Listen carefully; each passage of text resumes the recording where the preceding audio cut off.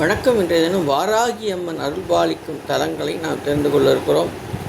நெல்லிக்குப்பம் என்ற இடத்திலே கடலூர் மாவட்டத்தில் உள்ள நெல்லிக்குப்பம் என்னும் ஊரில் சப்த மாதாக்கள் செல்லியம்மன் என்னும் பெயரில் கோயில் உள்ளது. இங்குள்ள வாராகி அம்மனுக்கு பஞ்சமி திதியில் பூஜை மற்றும் மகா யாகம் நடைபெறுகிறது. நரிப்பட்டி தூத்துக்குடி மாவட்டம் எட்டயபுரத்துக்கு அருகில் உள்ள என் சுப்பலாபுரம் நரிப்பட்டி என்ற ஊரில் வாராகி அம்மன் கோயில் உள்ளது. செங்கம்பள்ளி திருப்பூர் மாவட்டம் செங்கம்பள்ளியில் செரை கன்னிமார் கோயில் உள்ளது.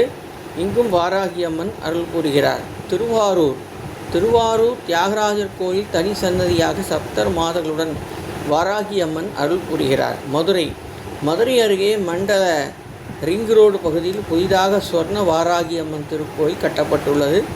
பஞ்சமி குடில் சார்பில் அமைக்கப்பட்ட இந்த திருக்கோயில் மதுரை மாவட்டத்திலேயே முதல் முறையாக அமைக்கப்பட்டுள்ளது. மேலும் ரிங் ரோடு மண்டல நகர் பகுதியில் அமைந்துள்ளதால் பொதுமக்கள் வந்து செல்வதற்கு ஏதுவாக போக்குவரத்து உள்ளதாகவும் கோயில் நிர்வாகி கூறுகிறார்கள். மேலும் மதுரை செம்மக்கல் பகுதியில் உள்ள லட்சுமி நாராயண் கோயில் வாராகி அம்மன் வழிபடப்படுகிறாள்.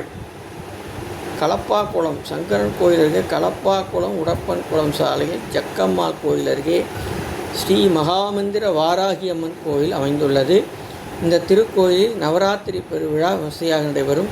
விழா நாட்களில் விநாயகர், உன்மத்த பைரவர் மற்றும் வாராகி அம்மனுக்கு தினமும் சிறப்பு அபிஷேக தீபாவளி நடக்கும்.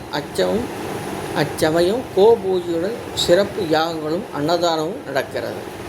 சிங்கனபுணரி சிவகங்கைக்கு அருகில் உள்ள சிங்கம்புணரி முத்துவடுகநாதர் சித்தர் வாராகி அம்மன் சித்தி பெற்றவர்.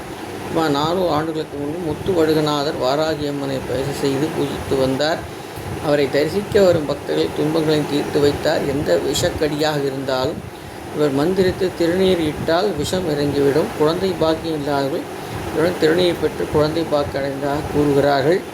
முத்துவடுகநாதர் சித்த சமாதி நாளை முன்னதாகவே அன்புடன் சொல்லி தம் சமாதியை தோண்ட செய்து சமாதி மீது பயிற்சி செய்து தமது உருவக் கற்சிலை ஒன்றை அணிவித்து அதற்கு உயிரூட்டி உருவேற்றி அன்புடன் கொடுத்தாராம். அவர் கூறிய நாளில் பின்னாளில் சமாதியானுடன் அவருக்கு சமாதி செய்து அதன் மேற்புறத்தில் சித்தர் உயிரூட்டி உருவேற்றி கொடுத்த அவரது சிலை பிரதிஷ்டை செய்யப்பட்டுள்ளது. அதற்கு இடப்புறம் அவர் பூஜித்து வந்த வாராகி அம்மன் சிலையும் பிரதிஷ்டை செய்துள்ளார்கள் என்பதை நாம் தெரிந்து கொண்டோம்.